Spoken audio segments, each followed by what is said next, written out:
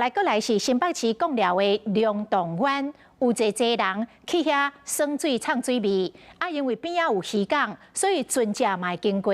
不过按照规定，这个船行驶的路线袂使经过耍水的区域。但是昨日早起，就渔船直接驶到在耍水的游客边仔，是有够危险。主管机关风管处讲会加强宣导。渔船等渔港，雄雄看无什么问题，不过看一个真未得啊。他明明可以开那个外侧那边故意要开进来，蛮过分的。讲真有够超过，因为边啊拢是人，真的是故意要从人群中穿过，对不对？船驶过，万一游客和普罗佩拉拍到，后果不堪设想。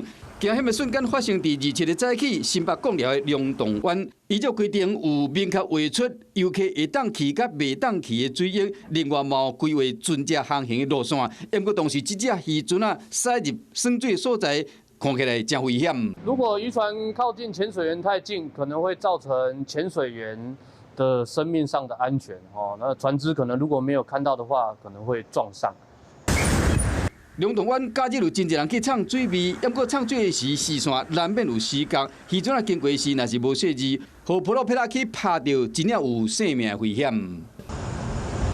现场有真侪宣导标语，警告免开来图，和民众知影讲倒位会当耍水，桥嘛有清楚的分界线。相关的单位唔敢大意，就是因为因过捌发生真恐怖的案例。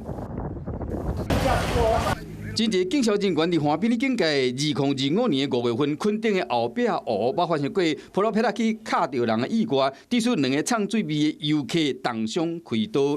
出门耍水安全第一，海域空间有限，渔船甲游客要安怎和平共存，这需要遵守相关的规范。Hello， 我是雷亚，想要抢先掌握最及时的新闻资讯吗？赶快订阅、按赞、开启小铃铛，锁定华视新闻 YouTube 频道。